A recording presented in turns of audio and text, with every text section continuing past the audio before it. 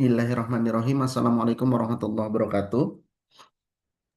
Waalaikumsalam Waalaikumsalam warahmatullahi wabarakatuh. Sebelum perkuliahan ini kita mulai, mari kita berdoa sejenak. Semoga diberikan kelancaran dalam perkuliahan kita. Bismillahirrahmanirrahim. Raditu billahi robbah, wa bil islami dina, wa bi Muhammadin nabiyya wa rasulah. Rabbi zidni ilma warzuqni fahma. Amin ya rabbal Amin. alamin. Ya rabbal alamin.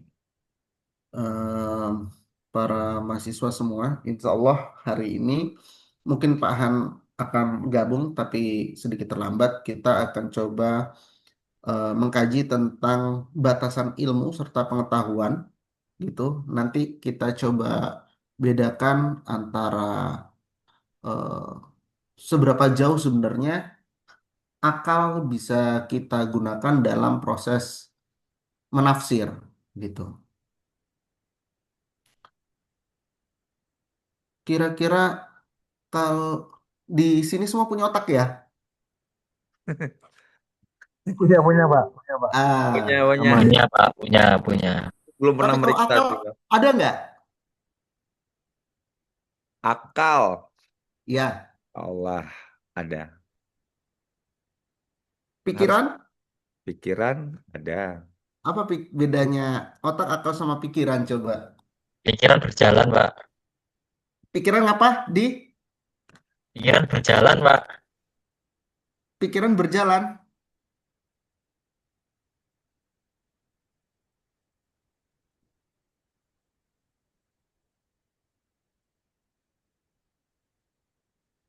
Jadi kalau apa ya? Kalau otak itu ininya kayak wadahnya. Terus kalau akal itu ini apanya? Kalau akalnya itu mesinnya. Nah, kalau pikiran itu gerak-gerak dari mesin tersebut gitu sih, Pak.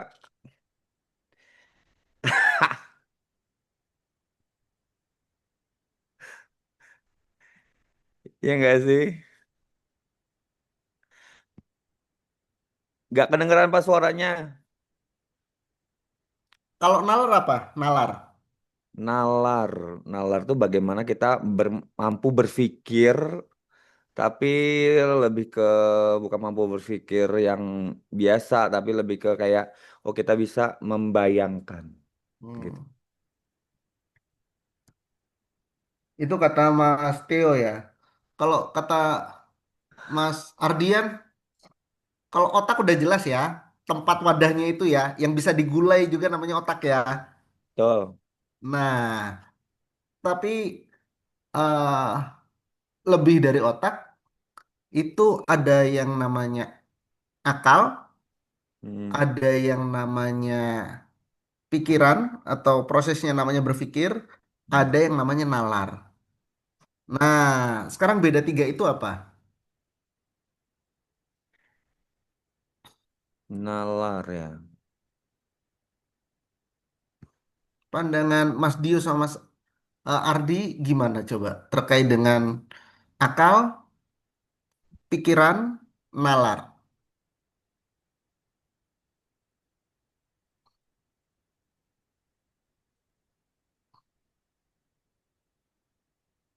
Sekarang kalau orang bilang ah,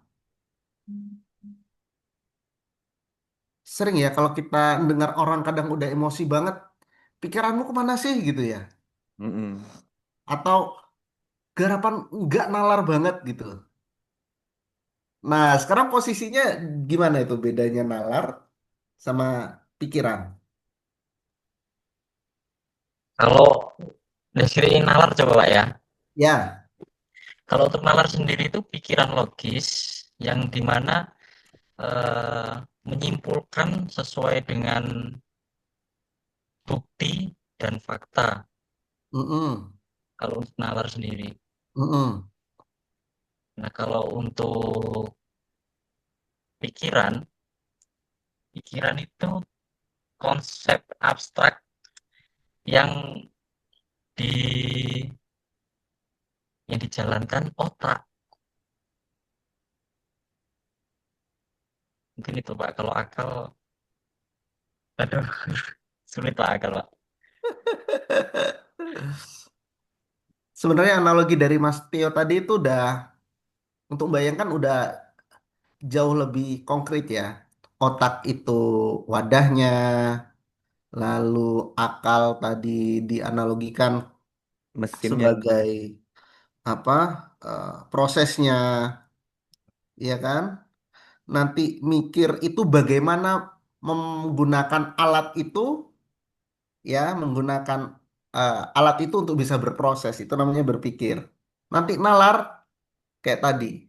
Ketika kita sudah menjalankan semuanya, alatnya kita pakai, prosesnya jalan.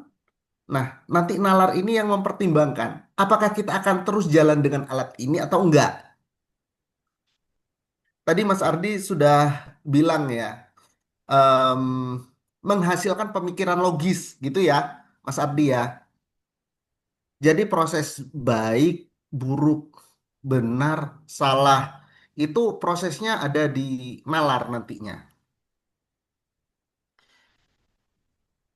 Sekarang kita kenal ada yang namanya etik, etik nggak etik, itu semua tergantung pada nalar kita. Proses mikir kita nanti akan sampai pada hal itu. Nah, kita lanjut atau enggak, itu nanti ada di nalar kita yang menentukan. Kita lanjut dengan keputusan kita, atau kita berhenti dari apa yang kita jalankan itu. Nah, saya pakai ini aja lah ya. Pakai saya mau share screen aja.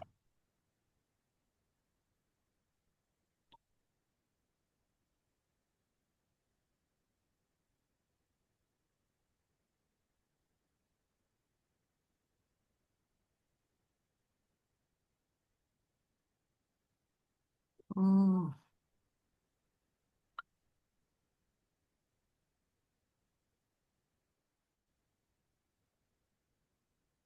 oke. Kelihatannya bahan paparan saya ya. Ya, kelihatan Pak. Nah, kita secara ilmiah itu kan disebut dengan Homo sapiens ya. Manusia dengan akal budi yang memiliki kemampuan untuk berpikir abstrak dan konseptual. Kalau otak, hampir semua makhluk hidup terutama dari animalia itu pasti punya otak, ya. Tuh. Tapi apakah otak mereka digunakan? Kebanyakan mereka melakukan tindakan berdasarkan insting. Kita juga punya insting, ya, tapi dilengkapi juga dengan nalar. Itu yang membedakan kita dengan hewan.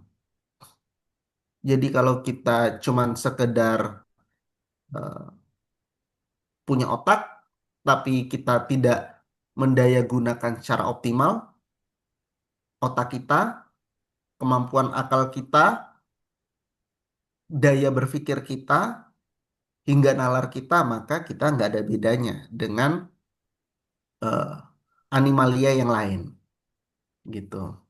Nah, sehingga kalau kata Blaise Pascal, itu the supreme achievement of reason is to realize that there is a limit to reason.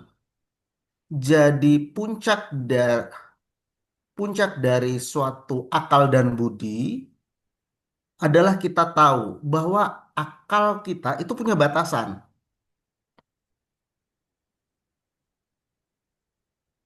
Nggak semua apa yang ada di akal kita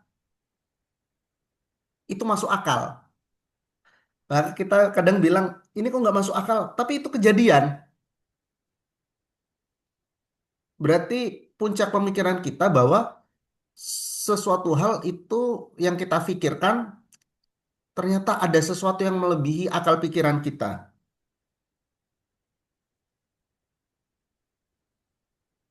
Kita melanjutkan contoh kayak em, Oppenheimer atau Oppenheimer ya. Tahu Pak, tahu, tahu. Nah, Penemu Iya, yang penemu. bikin Big Guy sama Little Boy itu Hmm. di Ya, Project ya. Manhattan ya. Big Guy sama Little Boy yang akhirnya eh, secara nggak langsung menyebabkan Indonesia merdeka karena Big Guy dan Little Boy dijatuhkan di Hiroshima dan Nagasaki. Dia mengoptimalkan akal dan pikirannya, tapi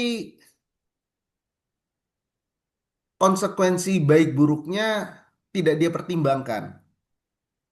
Padahal dalam sejarahnya ketika Oppenheimer punya ide seperti itu, dia diskusikan dulu dengan Einstein waktu itu. Ya, Oppenheimer memang orang asli Amerika. Einstein migrasi karena Holocaust pindah ke Amerika. Sempat didiskusikan dan itu sudah diwanti-wanti sama Einstein tingkat kerusakannya nantinya gitu. Dan Oppenheimer tetap menjalankan proyek itu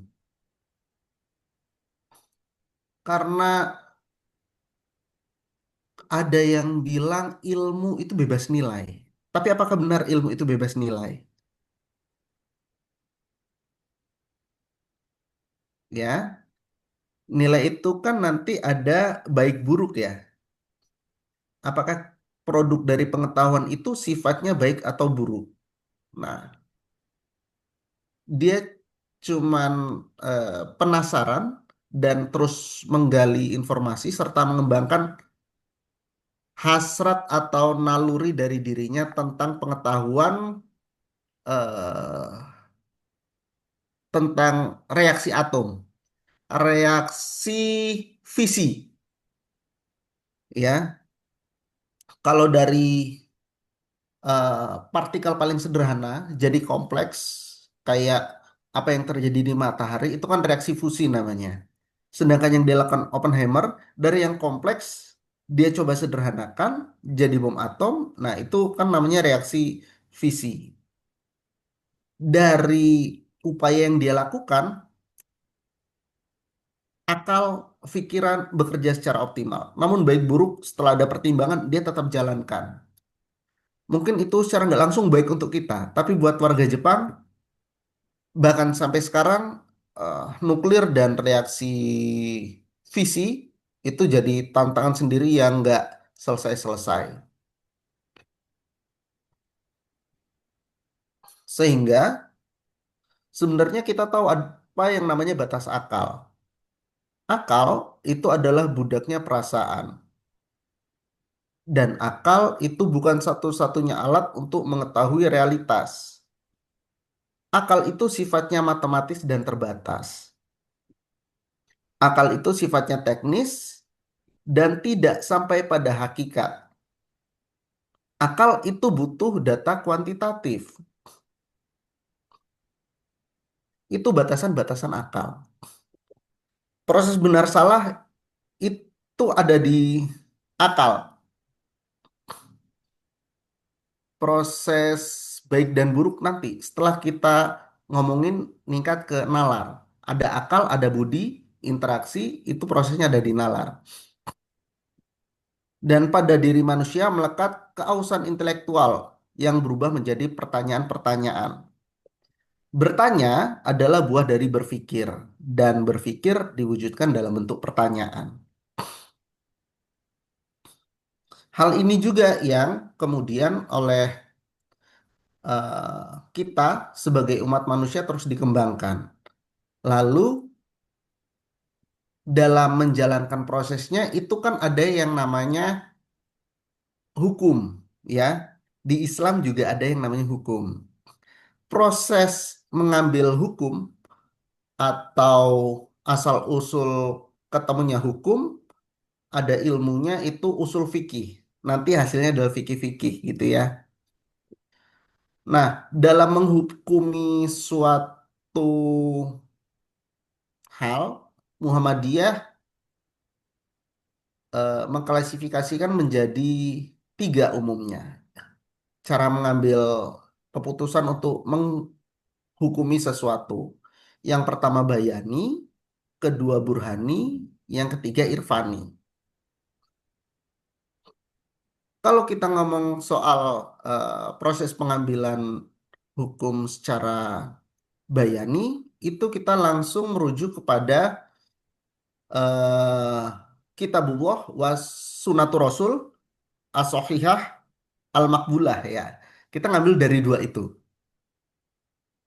Apakah kemudian Al-Quran satu ayat untuk menghukumi, kita terjemahkan dengan ayat lainnya, atau dari Al-Quran diperkuat lagi dengan hadis, atau dari Al-Hadis.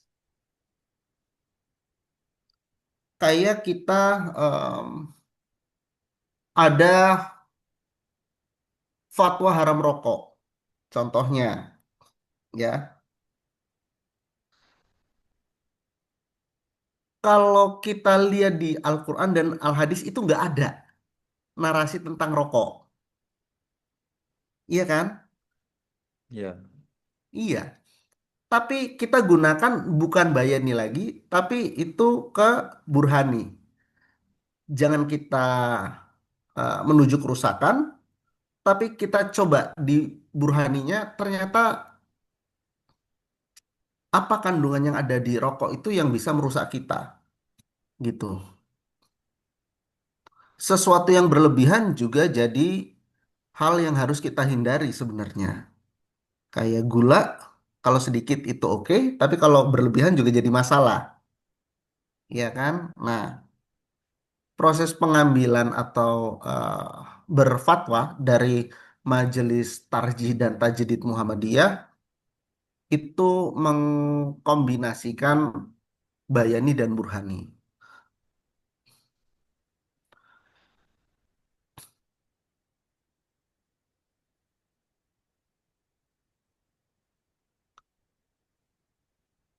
Dan eh, tadi kita udah ngomongin akal, akal adalah budaknya perasaan. Sekarang kita ngomong pikiran, akarnya rasa takut adalah pikiran kita. Penting tidak baik buruk itu pikiran yang ngolah, tapi nalar nanti yang memutuskan. Hujan itu bahaya atau tidak tergantung konstruksi pikiran kita. Ya, banjir atau genangan tinggi itu tergantung konsep dan konstruksi pemikiran kita. Di masa pemerintahan yang lalu, waktu mantan Presiden Jokowi itu jadi Gubernur DKI Jakarta, itu ketika air sudah 1 meter, itu disebut genangan setinggi 1 meter. Tapi sekarang kan udah bilang banjir setinggi 1 meter, ya. Nah, konstruk inilah yang biasa jadi perdebatan kita. Apakah kita nganggap 1 meter itu bahaya, air setinggi 1 meter bahaya, atau enggak, itu kita yang ngatur sebenarnya. Kalau buat anak-anak, banjir 1 meter, ketika itu baru 2 jam, itu jadi wahana permainan. Tapi kalau itu sudah 3 jam, berubah itu, mindsetnya berubah dia.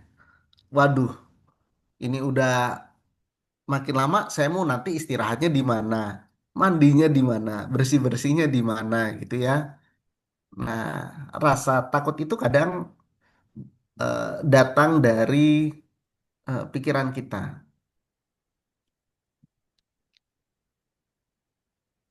Nah, ini nasihat dari Umar bin Khattab. Mahkota seorang adalah akalnya, derajat seseorang adalah agamanya, dan kehormatan seseorang adalah budi pekertinya. Jadi, bagaimana kita memproses suatu informasi yang ada di kita, ya? Tadi di awal kita ngomongin antara otak, akal, pikiran, nalar. Kalau kita pakai akal kita, berarti kita akan memproses informasi yang ada di otak kita. Kalau kita nggak memproses itu, apa bedanya kita dengan makhluk lainnya yang cenderung menggunakan insting dalam mengambil keputusan, dan derajat seseorang itu ada di agamanya. Nilai-nilai kebaikan itu ada di agama, ya. Nilai-nilai kebenaran itu ada di ilmunya. Maka derajat seseorang semakin tinggi adalah yang semakin dia dekat dengan Tuhannya.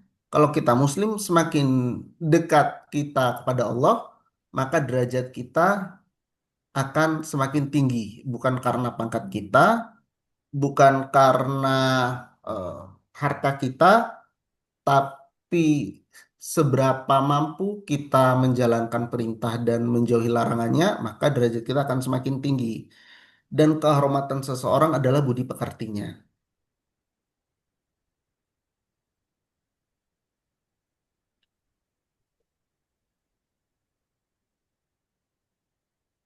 Dalam suatu kajian itu saya dapat catatan bahwa penyakit budi yang diungkapkan oleh Ibnu Arabi itu yang pertama adalah tenggelam dalam nafsu atau fujur, lalu tamak pada harta, tidak punya harga diri, mudah tersinggung, merasa diri paling penting, penuh benci dan dendam, ingkar janji, menyalahi amanat, membuka rahasia, takabur, niat merugikan orang, bakhil, pengecut, hasad, takut susah, dan berlebih-lebihan.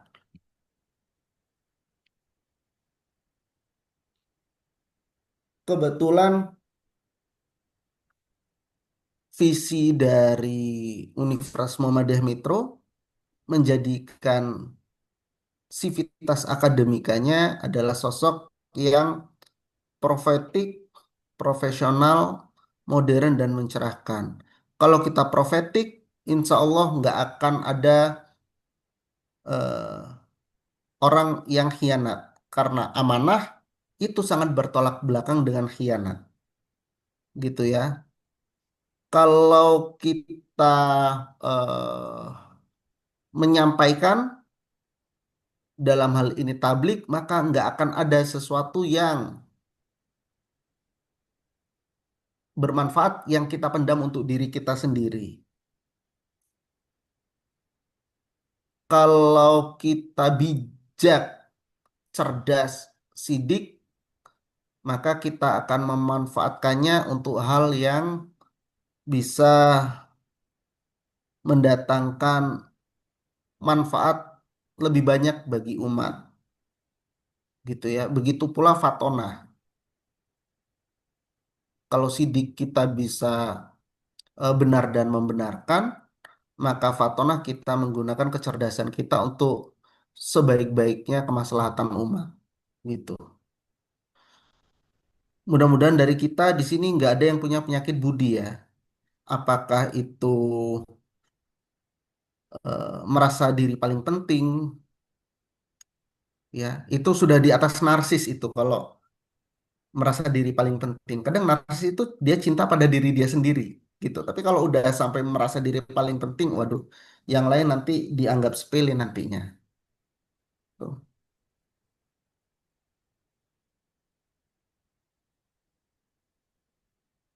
Nah, kita sudah ngomongin akal, pikiran, sekarang kita ngomongin nalar.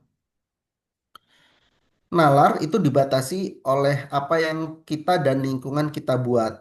Etik, sosial, budaya, politik, dan segala macam nilai baik buruk itu ada di nalar kita. Cara kita makan, cara kita berpakaian itu dibentuk oleh budaya kita.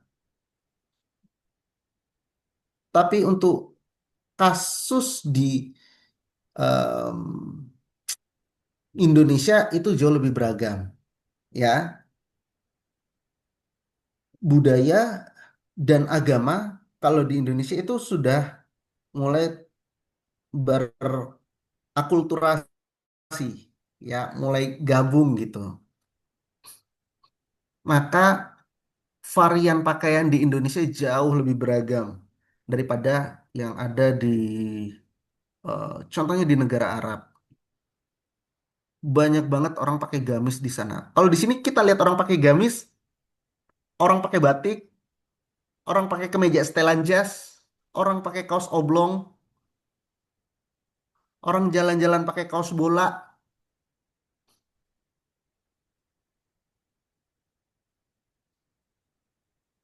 Mana yang baik?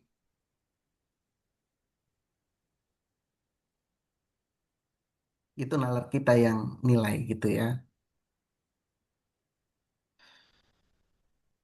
Kontras kalau kita lihat contohnya di Aceh sama di Bali dari sisi kebiasaan berpakaian orang yang lalu lalang. Nah, etik, sosial, budaya, politik di Indonesia itu cenderung lebih kompleks. Maka diperlukan tingkat toleransi yang tinggi kalau di Indonesia. Bukan cuman antar umat beragama, tapi juga antar umat seagama.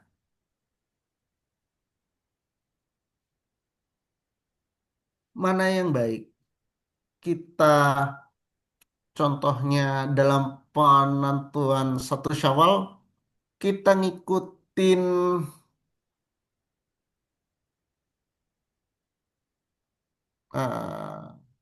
ru'yat atau kita pakai kalender Hijriyah global tunggal. Kalender Hijriah Global Tunggal.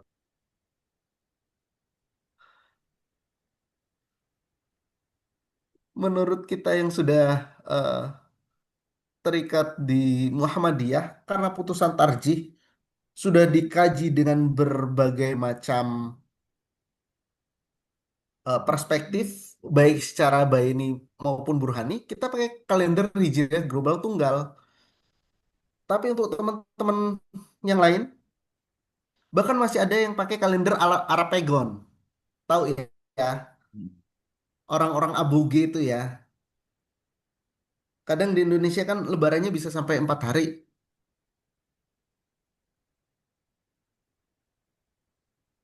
Kalau menurut pemerintah mungkin tanggal 30 Masehi, Muhammadiyah kadang tanggal 29. Tapi untuk orang aboge itu tanggal 28. Nanti beberapa tarekat yang lain nanti ketika sudah tanggal 31 atau tanggal satunya.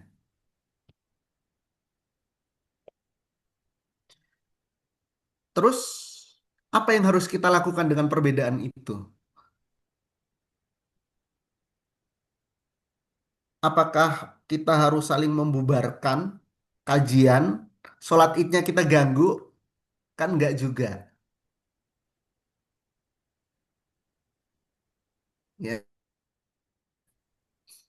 Yang mau ngikut pemerintah ya silahkan. Yang sesuai dengan KHGT ya tidak dihalangi gitu. Yang masih aboge juga nggak dibubarin. Tarekat-tarekat lain yang juga nggak diganggu gitu. Selama jelas dia eh, dasar dan landasannya apa. Yang jadi masalah kadang di kita banyak yang ikut-ikutan sedangkan dalil dan dasarnya itu nggak kuat. Beberapa tetangga itu puasanya kalau di Muhammadiyah dihitung 29 hari, nanti Idul Fitri di tanggal 30 mereka akan berhenti puasa di sesuai dengan idnya Muhammadiyah. Tapi sholat idnya itu nanti di hari berikutnya. Ada yang gitu ya. Nah, maka kalau kita sudah yakin dengan pilihan kita, hari itu berbuka, hari itu juga saatnya kita untuk mengumandangkan takbir atau takbiran kita gitu.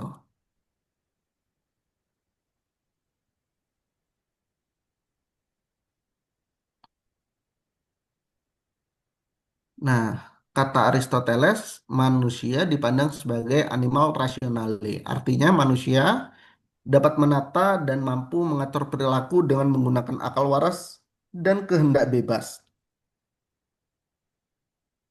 Kalau menurut Cicero, hanya manusia yang ikut ambil bagian dari nalar dan pikiran. Kenapa? Karena hewan tidak melakukan hal itu.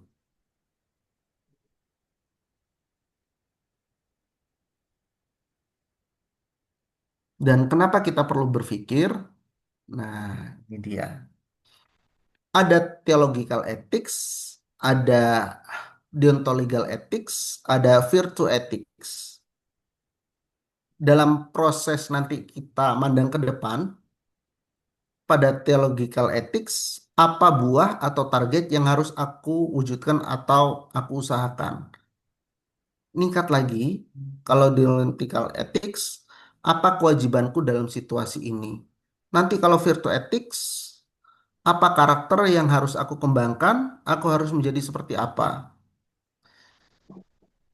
Sesuatu yang sifatnya teologi itu kadang dogmatis, ya. Yang salah ya salah, yang benar ya benar.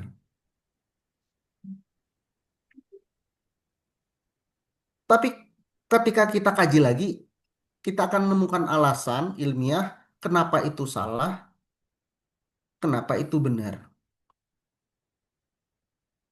Contoh, kita diharamkan makan daging babi. Titik. Dulu nggak ada kajian yang namanya ada cacing pita di dalamnya, cacing pita itu bahayanya seperti apa. Tapi kan kemudian ada kajian tentang hal itu. Dasar mengapa babi itu kok diharamkan. Kita nggak tahu. Mau cari di sumber manapun, nggak akan ketemu itu. Kecuali hasil riset-riset ilmiah.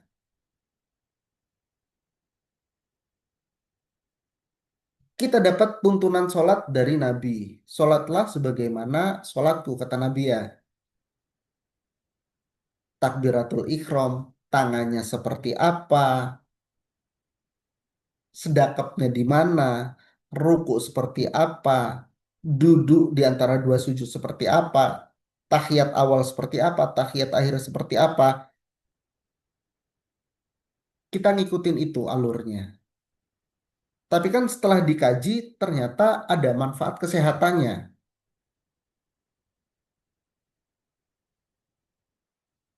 Nanti ketika kita sudah tahu dogma kita harus apa, kita jalankan enggak, kewajiban kita seperti apa, nanti endingnya kalau kita sudah jalanin tuntutan sesuai tuntunan, kita maunya gimana? Karena yang namanya nilai itu datang dari pembiasaan kita terhadap apa yang rutin kita lakukan. Kalau kita nggak biasa sholat berjamaah, jangan harap sholat berjamaah akan menjadi budaya dan kebiasaan kita dan akan menjadi nilai kita. Kalau kita sudah mulai terbiasa, ternyata kita lewat pasti akan ada yang kurang rasanya, gitu ya. Dan nilai terbentuk dari kebiasaan-kebiasaan yang kita jalani itu. Kalau kita lihat dari aspek fokus di theological ethics, ada nggak manfaat akibat yang langsung atau tidak langsung dari apa yang kita lakukan?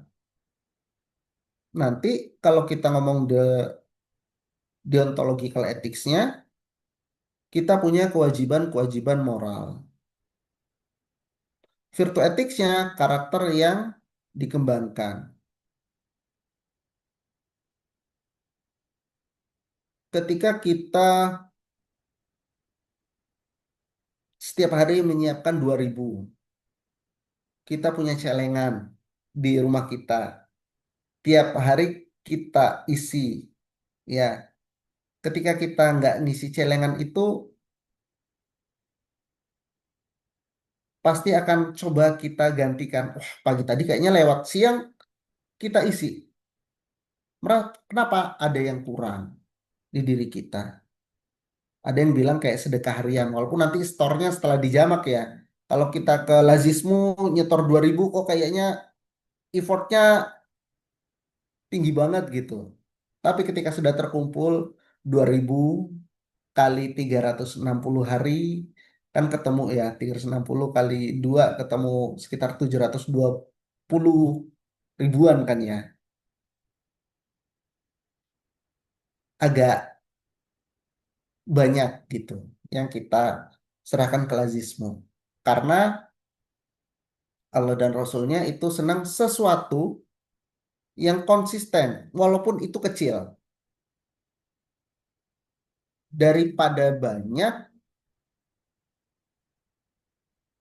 tapi kita nggak tahu nilai keikhlasan kita ada di mana. Sekali ngeluarin misal, kita sedekah 500.000 kira-kira gimana ya? Saya nggak tahu tadi Mas Theo, Mas Dio, Mas Ardi, Jumatan, kalau ternyata di dompet kita lupa nyiapin uang 5.000 atau 10.000, ternyata di dompet kita itu isinya 20 ribuan, 50 ribuan, sama 100 ribuan, mana yang akan kita pilih? A, masukkan ke kotak amal yang 100 ribuan.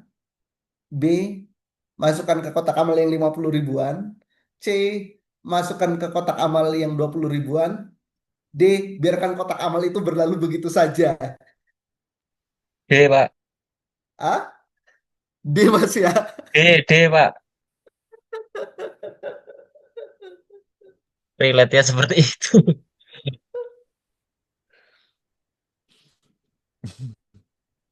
Lebih baik nggak nyumbang daripada nggak ikhlas ya.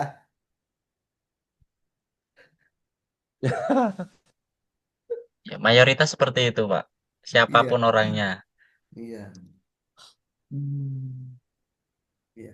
Jadi 20.000 pun tetap ditahan Mas Ardi ya. Iya, Pak. Iya. Ya memang itu ini ah, insting alamiah manusia. Karena udah diajarin konsep ekonomi, pengorbanan sekecil-kecilnya untuk keuntungan yang sebesar-besarnya. Ya kan?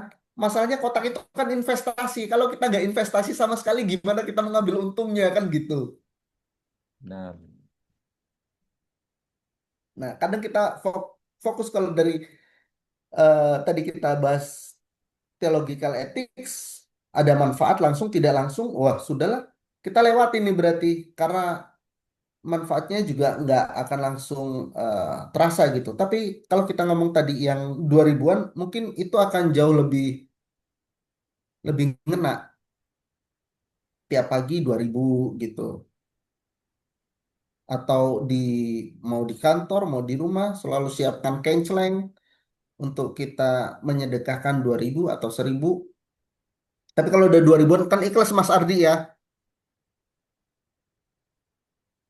Insya Allah ikhlas, Pak. Insya Allah. Kalau 2.000 jauh lebih enteng daripada tahu-tahu masukin eh, 100.000. Tapi akan lebih baik lagi kalau banyak dan continue atau konsisten. Ya, Nah, lalu terkait dengan theological ethics, ada ethical conduct, kita akan memilih tindakan yang akan membuahkan hasil terbaik. Lalu terkait dengan deontological ethics, kita melakukan yang benar atau yang seharusnya. Kalau virtue ethics yang sudah lebih tinggi lagi, kita akan melakukan sebagaimana apa yang dilakukan oleh orang-orang baik. Bukan cuma menurut kita baik, tapi juga menurut orang-orang yang baik itu lakukan.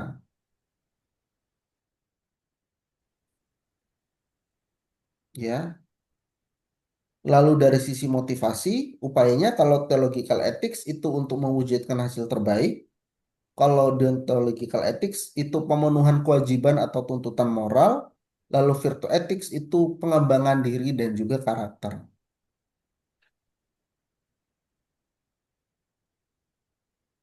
Gitu. Jadi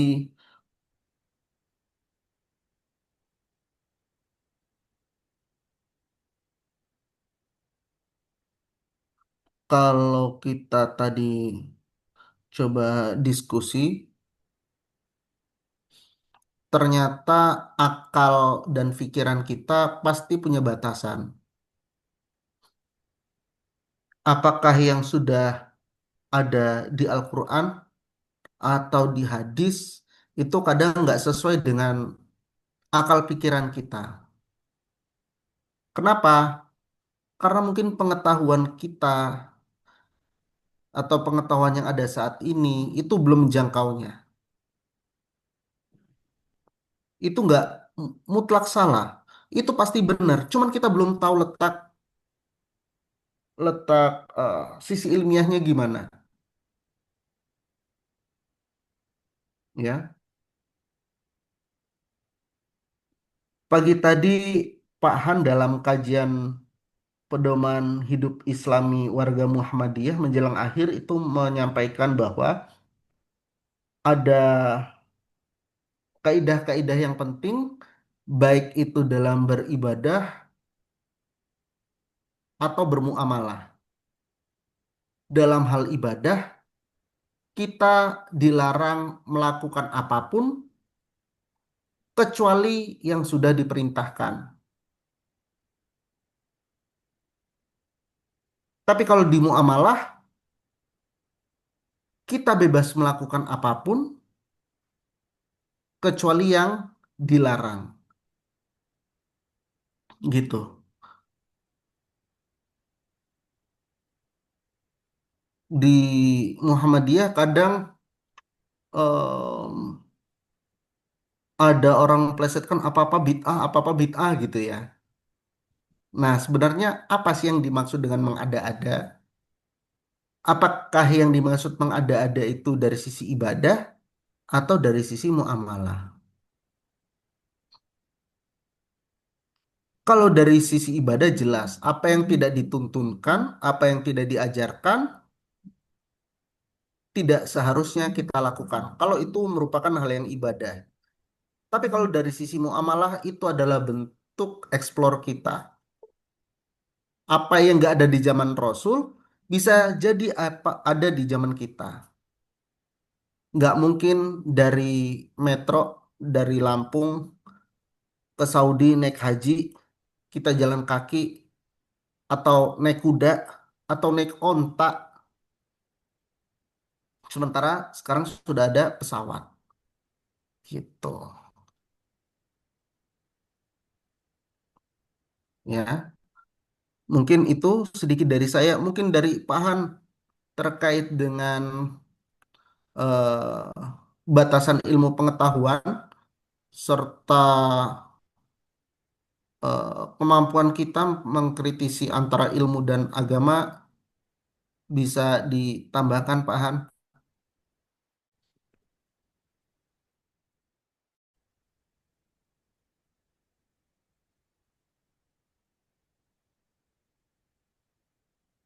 Sepertinya Pak Han sudah gabung ini dengan kita.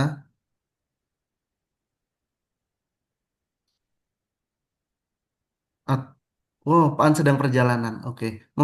Mungkin dari Waalaikumsalam warahmatullahi wabarakatuh. Ini nggak bisa. Ya, baik Pak Atifi, terima kasih nih. Mohon maaf Ya, terlambat ya.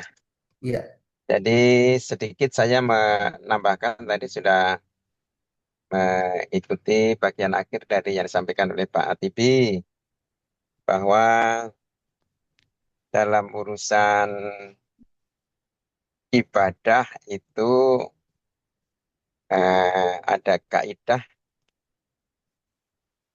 tidak boleh ya kecuali ada contoh, ada perintah. Tapi kalau di dalam muamalah itu prinsipnya eh, semuanya boleh ya kecuali ada larangan kan gitu ya. Jadi termasuk di dalamnya kaitannya dengan bagaimana manusia yang oleh Allah itu diberi perangkat yang namanya akal ya, juga nafsu ya, yang karenanya kemudian manusia itu berkembang, ya, mengembangkan apa yang dia ingin tahu, mengembangkan apa yang dia harapkan, ya. Jadi ada semacam curiosity ya. Curiosity manusia itu tidak idle, tidak terbatas. Ya, jadi sudah tahu ini apa, kita akan bertanya, mengapa kok begitu ya? Bagaimana kalau begini ya? Kira-kira begitu. Maka kemudian ilmulah itu kemudian berkembang. Nah kemudian kalau kita coba lihat di dalam banyak ayat Al-Quran itu banyak yang menggunakan kalimat ya. Kalimat kalau dalam bahasa Indonesia kata ya.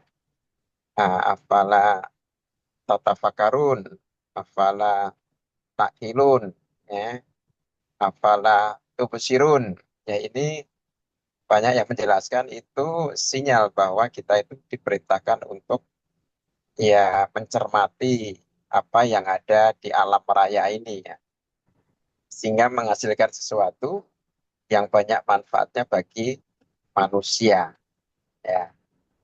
Ya, jadi kalau dulu itu orang itu dikatakan nanti di akhirat, kalau di dalam hadis kan ada ya, kita akan diperlihatkan amal-amal kita gitu ya. Mana caranya memperlihatkan manusia begitu banyak itu. Nah, sekarang ternyata sudah menghasilkan teknologi, bahkan sekarang ada jejak digital ya, kemudian ada CCTV dan sebagainya. Kemudian kamu posisi di mana dan sebagainya ya. Nah, itu kemudian oh iya ya. Kemudian sekarang orang baru ya juga ya, bisa juga ya. Jadi bukan suatu yang aneh ya. Apalagi kalau kita meyakini bahwa memang Allah itu sumbernya ilmu ya. Ya Allah itu maha mengetahui, Allah itu maha segalanya, sehingga mudah bagi Allah untuk yang seperti itu. Gitu ya. Catatan tidak terlewat, semuanya akan Jadi eh, gitu ya. Kemudian memang eh, kalau kita sebagai orang yang beriman itu terhadap ayat-ayat Allah itu jatuhnya kita memang harus yakin ya. Yakin, yakin dulu bahwa itu benar. Bahwa kemudian kita akan melakukan sesuatu yang kemudian yang kita lakukan itu ternyata cocoklah dengan apa yang ada dalam Al-Quran ya. Jadi itu itu boleh-boleh saja. Tapi kemudian jangan kebalik itu ya. Kalau itu tidak bisa dibuktikan dengan eh, ilmu ya berarti salah nggak begitu. Karena memang Al-Quran itu sebagai sumbernya ilmu lah bagi manusia. Yang Allah katakan kalaupun tinta di laut ini untuk menuliskan ilmu Allah, ya, maka tidak akan cukup walaupun ditambah segitu lagi. Ya, ya. Tambah segitu nggak akan cukup saking luasnya ilmu Allah. Ilmu Allah tidak akan pernah habis dipelajari oleh manusia. Maka katanya orang-orang yang pintar, yang hebat itu justru mengakui bahwa dirinya itu baru sedikit yang dia ketahui, yang belum itu begitu banyak. Mungkin begitu, Pak ATP. Iya, terima kasih Pak Han yang walaupun safar tetap memantau jalannya perkuliahan. Ya, Iya, Pak. ya. Mungkin dari rekan-rekan ada yang mau ditanyakan atau perlu kita diskusikan? Eh, sedikit mungkin Mbak ya. Iya, silakan. Belum. Eh, Bismillah, Assalamualaikum warahmatullahi wabarakatuh. Izin bertanya, Pak. Saya Dio. Subhanallah. Eh, Terkait akal, pikiran, dan tadi sampai merambat ke apa namanya, keajaran dan agama. Nah, di Jazirah Arab dulu, Pak, sebelum pada waktu ini, pada waktu kaum Quraisy kan ada dulu pembawa ajaran ini apa yang penyembah berhala pertama kali si Amr bin Luhai itu kan pemimpin dari Bani Husa'ah, Pak. Nah, mereka ini kan dulunya dianggap orang-orang yang sangat bahasanya sangat disiplin terus paham agama. Nah, di situ mulai menyelewengkan tentang ajaran. Nah, yang saya ingin pertanyakan, eh, kenapa manusia ini sudah tahu ajaran, bahwa ini benar, ini soal agama, Pak, bahwa ini benar, ini salah, tetapi mereka masih ingin lebih. Nah, terus konsep dalam tadi akal sama pikiran itu kok bisa menyelewengkan ajaran agama. Nah, mungkin itu, Pak. Terima kasih. Ya,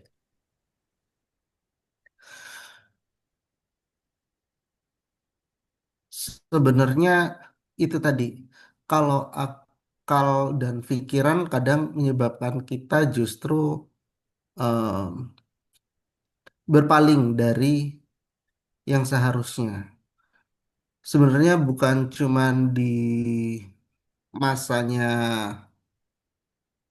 kafir Quraisy terdahulu, tapi bahkan dari zamannya Nabi Musa ketika dibikinkan patung sapi, Sendiri. Samiri. Ya, Man- kami ma- iya, manusia itu memang kecenderungannya pengen ngelihat sesuatu yang konkret, ya, sesuatu yang maha besar, kayak Allah itu kan nggak bisa kita lihat bentuknya langsung. Tapi kita bisa ngelihat dari keesaannya, dari kemahaannya dengan apa yang sudah dihadirkan untuk kita. Ya, manusia memang secara indrawi akan lebih dekat dengan sesuatu yang konkret dengan sense yang dimiliki oleh manusia sebenarnya. Maka kalau kita nggak paham bahwa sebenarnya akal pikiran kita itu punya batasan, maka ya kita akan membatasi diri dengan sesuatu yang cuman bisa kita lihat gitu. Maka dihadirkanlah patung-patung di zaman Quraisy itu ya. Sebagai apa? Kalau dari apa yang pernah saya baca sebenarnya itu dulu niatnya kayak eh, wasilah, perantara, perantara untuk mereka berdoa. Sebenarnya kan kita kalau berdoa nggak perlu perantara kan ya, di sholat kita, ya, Pak. di setiap aktivitas kita, kita berdoa nggak perlu perantara. Tapi di masa-masa itu dirasa perlu perantara. Perantara apa? Yang bentuknya konkret. Bahkan di zamannya Nabi Ibrahim pun ayahnya dan kaumnya itu bikin patung yang akhirnya di-challenge oleh Nabi Ibrahim dengan logika-logika sederhana. Semua patungnya dihancurkan, bahkan dipenggal kepalanya, disisakan satu patung yang megang kapak dengan logika sederhana bahwa kenapa Anda atau tuan-tuan semua menyalahkan saya, Ibrahim, sedangkan yang megang kapak itu kan patung yang itu. Ya, Lalu yang lain akhirnya mulai menggunakan nalar pikirannya, ya nggak mungkin dong. Patung kok bisa menghajar patung yang lainnya. Nah itu kan benda mati. Kadang perlu perang logika atau akal bahwa kita tahu bahwa akal pikiran kita itu ternyata ada batasnya gitu. Yang bikin kita nyimpang karena kita membatasi akal pikiran. Oh, sorry, bukan kita membatasi. Kita nggak tahu bahwa apa yang ada di pikiran kita ternyata itu ada batasnya. Yang nggak terbatas adalah yang memiliki pengetahuan dan sumber dari segala sumber pengetahuan.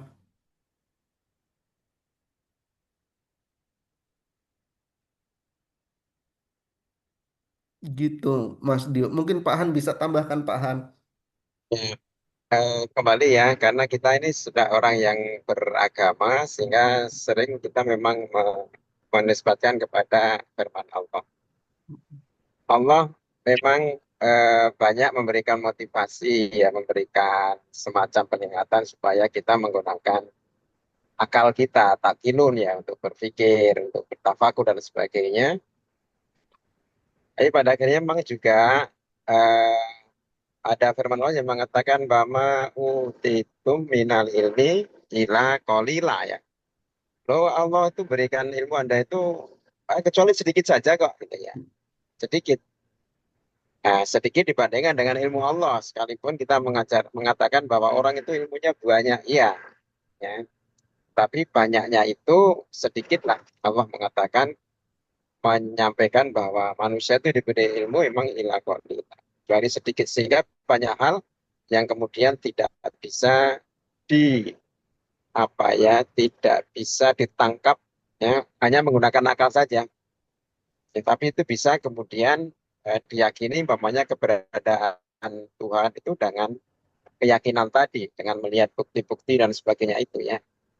Ya, itu begitu. Memang kalau Pak Atibi tadi mengatakan manusia itu karena punya indera itu pengennya kalau melihat ya bahwa Nabi Musa sendiri kan itu kan juga anu kan ya. Dia mengadu kepada Allah itu ya Tuhan tunjukkan aku pengen melihat lah kira-kira gitu ya. Kayak apa? Ya. Walaupun kemudian diingatkan, kamu tidak akan mampu melihat saya. Enggak, itu meyakinkan keyakinan saja. Aku yakin bahwa engkau ada ya Allah. Tapi supaya lebih meyakinkan lagi bahwa saya bisa lihat. Nah, kemudian permintaan itu dituruti oleh Allah kan. Diminta untuk datang ke satu lembah, satu gunung, katanya gitu. Nanti kamu lihat ke sana, ya. Kalau nanti kamu lihat, kemudian inti akhirnya bahwa kemudian eh, Musa menjadi pingsan ya. Pingsan. Musa itu eh, akhirnya dia bertobat tidak akan meminta untuk melihat Allah karena enggak bisa hanya melihat kekuasaan Allah gunung saja kemudian sudah pingsan ya karena melihat kekuasaan Allah Subhanahu wa taala itu. Hanya